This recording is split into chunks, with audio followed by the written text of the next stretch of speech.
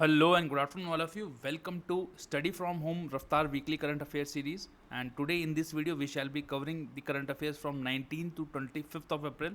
Now, these are the current affairs from the newspaper, and we have done some analysis. And these current affairs covers a wide range of topics, and you can see it for various number of examination, not only for UPSC, though we focus on the UPSC part much more, but आप इसको और examinations के लिए भी देख सकते हैं, क्योंकि करंट अफेयर्स अब हर जगह एक जैसे ही पूछे जा रहे हैं और करंट अफेयर्स तो करंट अफेयर्स होते हैं।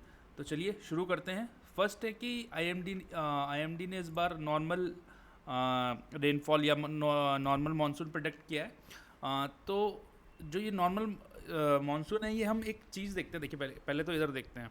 देखिए पहले दो टाइप से दो ब्रांचेज हैं। ये अरेबियन सी ब्रांच आती है मानसून की, और इधर से बे ऑफ बंगाल ब्रांच आती है, और फिर ऐसे ऐसे करके विड्रॉल हो जाता है। ठीक है, अब इसमें there is something called as long period average. Now long period average पे ही मानसून अच्छा हुआ या बुरा हुआ देखा जाता है। Now long period average is a 50 year period from 1951 to 2001। तो यहाँ क्या किया हमने, 1951 से 2001 तक के सारे जितना भी रेनफॉल हुआ रिकॉर्ड किया, उनका एक एवरेज निकाला, उसको हमने लॉन्ग पीरियड एवरेज बोल दिया। उस लॉन्ग पीरियड एवरेज के बिहाफ पे we call something, we decide monsoon की एक्सेस हुआ। तो एक्सेस कब होगा, when the rainfall is more than 110% of this long period average. Above rainfall कब होगा, if the rainfall is between 104 to 110% of this of the LPA। Normal rainfall हम कब बोलेंगे, if the rainfall is between 96 to 104% of long period average. Below normal कब बोल देंगे उसको, if the rainfall is between 90 to 96% of long period average. और deficient कब बोलेंगे, अगर 90% से कम हो जाए, 90% से अगर लॉन्ग पीरियड एवरेज में कम हो जाए तो उसको हम बोलेंगे कि मानसून डेफिशिएंट था। तो इस बार क्या बोला है IMD ने, नॉर्मल। तो नॉर्मल में कितना आएगा, 96 से 104 लॉन्ग पीरियड एवरेज। तो यही यहाँ पे IMD ने बोला है। Now second thing is related to nitrogen. ठीक है, अब नाइट्रोजन हमारे जीवन के लिए बहुत ज़्यादा ज़रूरी है, because nitrogen is an essential component of DNA, RNA और प्रोटीन्स जितने भी हमारी बॉडी में बने होते हैं, सब में नाइट्रोजन की बहुत ज़रूरत पड़ती है। लेकिन बोलते हैं ना, अति हर चीज़ की ख़राब है। अब नाइट्रोजन अगर टू मच ले लेंगे आप तो वो भी टॉक्सिक है। तो पहले नाइट्रोजन साइकिल देख लेते हैं। जैसे ये एटमॉस्फेयर से नाइट्रोजन ली, तो नाइट्रोजन फिक्सिंग लेग्यूम्स बोलते हैं उनको। नाइट्रोजन फिक्सिंग क्रॉप्स भी होते हैं जिनको लेग्यूम्स बोलते हैं, वो एटमॉस्फेयर से सॉइल में फिक्स करते हैं। ऐसे ही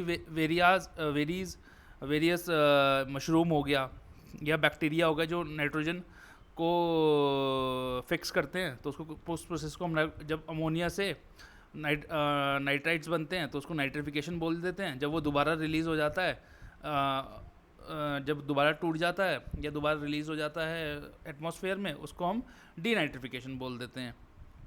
तो यही बात हो रही है कि अब जो इकोसिस्टम थे जहाँ नाइट्रोजन बहुत ज़्यादा पाया जाता था, वहाँ पे भी अब ये देखा जा रहा है कि नाइट्रोजन जो है घटती जा रही है। तो नाइट्रोजन इतनी इंपॉर्टेंट क्यों है? In fact nitrogen 79% of earth atmosphere को कंपोज करती है। सबसे ज़्यादा नाइट्रोजन गैस ही है हमारे एटमॉस्फेयर में, but it is unavailable for biologic, हमारे लिए नहीं है वो, अनअवेलेबल रहती है बिकॉज वो किस फॉर्म में है, N2 के फॉर्म में। N2 मतलब डाई नाइट्रोजन गैस है वो। तो हम लोग उसको बायोलॉजिकली, वो एक्टिव नहीं है तो बायोलॉजिकली हम उसको यूज़ नहीं कर सकते। तो अभी जो है नाइट्रोजन भी एक बड़ा, देख लो, प्रॉब्लम पे प्रॉब्लम आती जा रही हैं। तो इसलिए हम लोग हमेशा sustainable living and sustainable development की बात करते हैं। देन 5 मेन प्रोसेसेस साइकिलिंग, जहाँ से मैंने आपको बताया कि बायोस्फीयर से हम लोग ले लेते हैं, एटमॉस्फेयर से जैसे प्लांट्स फिक्स कर देते हैं, और जियोस्फीयर से बहुत उसमें। तो क्या होता है, पहले नाइट्रोजन फिक्स होती है, देन आप नाइट्रोजन ले सकते हो, और ऑर्गेनिज्म से जब वो ग्रो करते हैं तो वो नाइट्रोजन लेते हैं। भाई हम भी अगर जब ह्यूमंस ग्रो करते हैं तो नाइट्रोजन इनटेक करते हैं। थर्ड है नाइट्रोजन मिनरलाइजेशन थ्रू डिके, जब वो हम मर जाएंगे या कोई बैक्टीरिया मर जाएगा तो नाइट्रोजन वापस चली जाएगी सॉइल में। नाइट्रिफिकेशन और डीनाइट्रिफिकेशन ये मैंने आपको शुरुआत में ही समझा दिया था।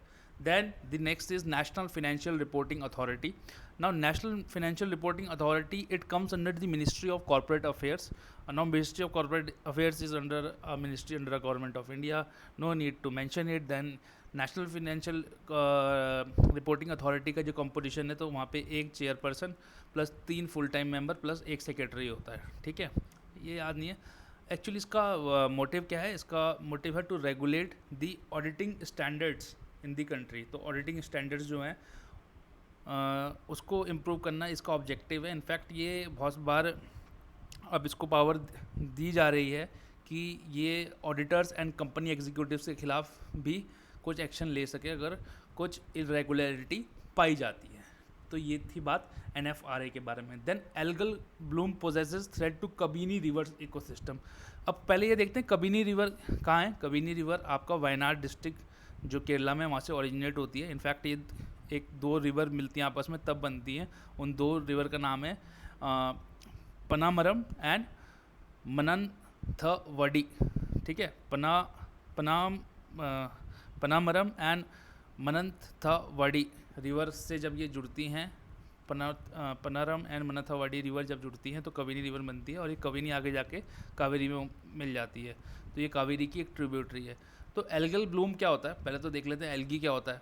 तो बेसिक चीज़ें, तो एल्गी क्या होते हैं? Algae are micro organism that grow naturally in water bodies but they have characteristics of both plants and animals. ये हमेशा याद रखना कि जो एल्गी होते हैं आपको हमेशा प्लांट लेगा जो उनमें, लेकिन जो कैरेक्टरिस्टिक पाए जाते हैं कुछ कुछ एनिमल्स के भी कैरेक्टरिस्टिक्स पाए जाते हैं। तो दे have characteristics of both plant and animals. अब अगर किसी गांव में तालाब होगा तो उसके ऊपर आपको एक हरी सी लेयर तैरती हुई दिखेगी गंदा सा, तो वही एल्गल ब्लूम होता है। वो किस वजह से होता है? यूट्रोफिकेशन से। यूट्रोफिकेशन मतलब जब ज़्यादा मिनरल सॉल्ट हम रिवर बॉडी में डाल देते हैं, इसलिए बोलते हैं ना कपड़े मत धो उस घाट पे या उस वाटर बॉडी पे, उससे यूट्रिफिकेशन होगा। टेम्परेचर चेंज होता है। टर्बिडिटी मतलब क्या? जो पहले पानी उस तालाब का साफ दिखता था, अभी वो मटमैला गंदा दिखता है, तो उसको हम टर्बिडिटी बोलते हैं। इन सब से क्या होगा? जब मिट्टी आ जाएगी, जब मिनरल बन जाएगा, जब ऊपर पानी के एल्गी आ जाएगी, तो क्या होगा? एनॉक्सिया हो जाएगा। एनॉक्सिया का मतलब एब्सेंस ऑफ ऑक्सीजन। ऑक्सीजन की कमी हो जाएगी। ऑक्सीजन की कमी हो जाएगी तो जो उसके अंदर माइक्रो ऑर्गेनिजम्स हैं, फिशेज़ हैं, जो उसका बायोटा है, उसको ऑक्सीजन कम मिलेगी। उस ऑक्सीजन कम मिलेगी तो वहाँ पे जो है बायोडाइवर्सिटी कम हो जाएगी, फिशेस मरने लगेंगी। तो इसलिए जब ऑयल स्पिल होती है तो बहुत सारे जानवर सी में मर जाते हैं। These are the condition. तो इसीलिए इसी प्रकार से एल्गल ब्लूम जो है it's very harmful and we should take care कि भाई एल्गल ब्लूम ना हो। तो एक्चुअली कबिनी रिवर में ये हो क्यों रहा है? It is due to the illegal dumping of solid waste coupled with algal bloom in many parts of Kabini river.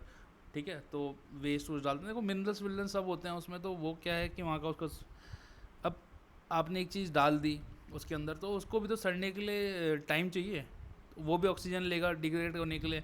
वहाँ ऑलरेडी फिश होने में ऑक्सीजन चाहिए, तो जो उनका BOD होता है वो इंक्रीज हो जाता है। उससे क्या होता है कि वाटर बॉडी डेड भी हो जाती है, कई बार डेड वाटर बॉडीज़ भी होती हैं जहाँ पे कोई बायोडाइवर्सिटी होती नहीं है। ठीक है, तो this was about the algal bloom. Now the next news is about the marginal cost of funds. MCLR rate बोलते हैं। Now MCLR वो रेट है जिसके बेस पे सारे के सारे लैंडिंग रेट्स डिसाइड होते हैं। और MCLR वो रेट है कि इससे नीचे जो है बैंक्स लैंड नहीं कर सकते। ठीक है, इसको जो है बहुत सारे कंपोनेंट्स को लेके या उनको इंक्लूड करके बनाया जाता है। तो 4 कंपोनेंट्स हैं। तो वो 4 कंपोनेंट्स में फर्स्ट वन है the marginal cost of funds. ठीक है, then the second one is negative carry on account of cash reserve ratio. Then the third one is operating cost and the fourth one is tenor premium. अब MCLR मैंने आपको बता दिया कि ये वो रेट है जिससे कि नीचे बैंक्स रेट नहीं कर अब बैंक्स जो है नीचे लैंड नहीं कर सकते। मान लिया कि किसी बैंक के लिए 7% है, तो वो उस बैंक के जितने भी बाकी हाउसिंग लोन, एजुकेशन लोन, वो 7% से ऊपर ही होंगे। और जब ये इंक्रीज़ होता है तो वो लोन्स भी इंक्रीज़ हो जाते हैं। ठीक है, अब जब ये इंक्रीज़ होगा तो लोगों के पास क्या होगा? जब ये एक्चुअली इन्फ्लेशन टेम करने के लिए इंक्रीज़ किए जा रहे हैं। अभी इन्फ्लेशन आप देख रहे हैं कि 13-14% पहुँच गई है। तो उसको रोकने के लिए MCLR बढ़ाया है, SBI ने बढ़ाया है actually, that's why it is in news. And उन्होंने 7.1 कर दिया अपना MCLR। ठीक है, अब क्या होगा? देखो इंटरेस्ट बढ़ गया तो लोग पैसा कम लेंगे, तो लोगों के पास कम पैसा होगा, लोग खर्च कम करेंगे। ठीक है, तो उससे क्या होगा? डिमांड घटेगी और सप्लाई ज़्यादा रहेगी, तो उससे क्या होगा? इन्फ्लेशन नीचे आएगा। तो दीज आर दी दी एक दिन हम डिस्कस करेंगे CRR, SLR, है ना. These are the things which are used by the RBI and the various banks to tame और टू कंट्रोल द इन्फ्लेशन. महंगाई को काबू में करने के लिए इन सब का इस्तेमाल किया जाता है. ठीक है. Now the next rules is about government amends rules governing Nidhi companies. देखो निधि कंपनीज, वो निधि क्या होता है, देखो बेसिकली क्या होता है कि कंपनी है, वो उसकी ये सारे मेंबर हैं, ये आपस में ही पैसा घुमाते रहते हैं. ऐसा आपने देखा होगा ना, गांव में भी ये स्कीम चलती हैं. ये आपस में ही पैसा जमा करते हैं, फिर एक आदमी को पैसा दे देते हैं, फिर वो कुछ इंटरेस्ट के साथ वापस जमा करता है, फिर किसी और को दे देते हैं. इस प्रकार से निधि कंपनीज जो है वर्क करती हैं. तो निधि कंपनीज का जो जुरिसडिक्शन है वो भी मिनिस्ट्री ऑफ कॉर्पोरेट अफेयर्स के अंडर ही याद रखना. It is not under ministry of finance but it is under the ministry of corporate affairs. Now उन्होंने क्या बोला है कि आपको प्रायर डिक्लेरेशन करना, आप जब निधि कंपनीज बनाएंगे और जब आप डिपॉजिट एक्सेप्ट करेंगे तो उससे पहले आपको डिक्लेयर करना पड़ेगा कि भैया हाँ हम जो है निधि कंपनी है. तो उससे क्या होगा, थोड़ा ट्रांसपेरेंसी आएगी. ठीक है. बस तो निधि कंपनी में आपको बता दी कि एक नॉन बैंकिंग फाइनेंशियल कंपनी है. The core business of Nidhi companies is borrowing and lending money between their members. और कंपनीज एक्ट के अंदर इनको अप्रूवल होता है, उसके अंडर ही बनाई जाती हैं. But they do not need any licence from RBI. RBI से इन्हें कोई भी लाइसेंस नहीं लेना होता है. Then the next in news was वर्कशीर. देखो वर्कशीर क्या, पहले प्रोजेक्ट 75 समझते हैं. प्रोजेक्ट 75 में क्या है, हम लोगों ने 1 2 3 4 5 6 ये 6 जो हैं सबमरीन बनाई हैं. अब प्रोजेक्ट 17 के अंदर स्कॉर्पिन क्लास सबमरीन जो बनी है, ये 6 प्रोजेक्ट 75 में हमने स्कॉर्पिन क्लास क्या है, स्कॉर्पिन क्लास की बनाई है. ये कैसी होती है, देखो न्यूक्लियर पावर्ड भी होती हैं, इलेक्ट्रिक पावर्ड भी होती हैं, लेकिन ये जो सबमरीन्स हैं they are diesel electric powered, कि ये डीजल और इलेक्ट्रिक के कॉम्बिनेशन से चलती हैं. ठीक है. तो अभी मेरे ख्याल से वर्कशीट जो है इसमें लास्ट सबमरीन थी जो इसको बनाई गई. इंडिजिनियसली मेड है, कुछ कुछ इससे हमने बाहर से लिया है, बाकी ये मोस्टली इंडिजिनियसली मेड है. ये मैज़ागॉन डॉक में बनी थी. मैज़ागॉन डॉक मुंबई में है ना. और ये लास्ट है 6 सबमरीन इन P75 प्रोजेक्ट, है ना. डीजल अटैक सबमरीन है. इसमें एक C303 anti torpedo counter measure system भी है. एंटी टॉर्पीडो का मतलब क्या होता है कि जब शिप्स फाइट करते हैं, आपने गाजी फिल्म देखी होगी अगर, तो उसमें टॉर्पीडो फायर करते हैं एक दूसरे के ऊपर, मिसाइल दूसरे को मारने के लिए. तो क्या होता है, एंटी टैंक मिसाइल्स होती हैं, तो उससे बचने के लिए एंटी टॉर्पीडोज़ होती हैं वैसे ही. ठीक है. तो एंटी टॉर्पीडो हमारे पास है. और कौन कौन सी हैं इसके अंदर, एक INS कलवारी है, एक INS खंडेरी है, देन INS करंज है, INS वगीर है, INS वक्शीर है और INS वेला है. तो ये थी, और ये लास्ट थी जिसमें हमने वो किया है, इसको कमीशन किया है. Now the next is about genetically modified mosquito. अब क्या होगा कि एडीज एग्योपेटी एक मॉस्किटो होता है, उससे क्या होता है चिकनगुनिया, डेंगू, जीका और येलो फीवर जैसी बीमारियां फैलती हैं. जैसे दिल्ली में अगर कोई रहता है तो वहाँ पे डेंगू का बवाल मच जाता है जब बरसात का मौसम आता है. In fact same is the case with Bombay also.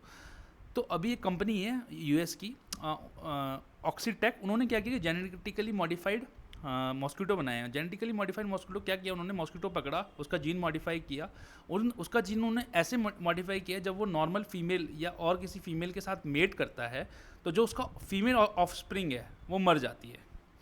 तो मतलब जो मॉस्किटो की जो जनसंख्या है या उनकी पॉपुलेशन है वो कम हो जाती है. जब फीमेल्स ही नहीं रहेंगी तो आप किसके साथ मेट करोगे और कैसे उनकी आगे जनसंख्या बढ़ेगी. भाई कोई भी नेचर में किसी भी उसको बढ़ाने के लिए हमें मेल एंड फीमेल की मेटिंग चाहिए ही चाहिए. जब उनकी फीमेल ऑफस्प्रिंग होगी नहीं तो ऑटोमेटिकली उनकी पॉपुलेशन कम आ जाएगी. तो फीमेल ऑफस्प्रिंग जो है उनकी मर जाती हैं, और ऐसे ही ये जो है हल्के हल्के करके बढ़ते जाते हैं ऐसे मॉस्किटो, और हल्के हल्के करके उनकी पॉपुलेशन कम हो जाती है. तो that's how you control the population of the mosquito and their effect and the viruses caused by them. ठीक है. तो ये ऑक्सीटेक ने बनाया है. This was this is how the biotechnology can be use in diseases, है ना. आप कनेक्ट कर सकते हैं इसको कि बायोटेक और डिजीज़ कैसे कंट्रोल की जा सकती हैं, कैसे उसको यूज़ किया जा सकता है. तो this was about genetically modified mosquitoes. Now we have started on our alphayears.com. आप लोग सभी लोगों के लिए एक फ्री ऑनलाइन टेस्ट सीरीज़ कर रहे हैं हम लोग 2022 में. अभी जो जून में आप लोग पेपर देंगे उसके लिए आप लोग फ्री ऑल इंडिया मॉक कर रहे हैं. सिर्फ जाके रजिस्टर करें, एकदम UPSC पैटर्न पे हमने आप टेस्ट बनाए हैं आपके लिए. It's free for you. Please go and give your test now and practice. And all the best to you. Thank you for watching, and we shall see you next week. Take care. Keep smiling. Bye bye.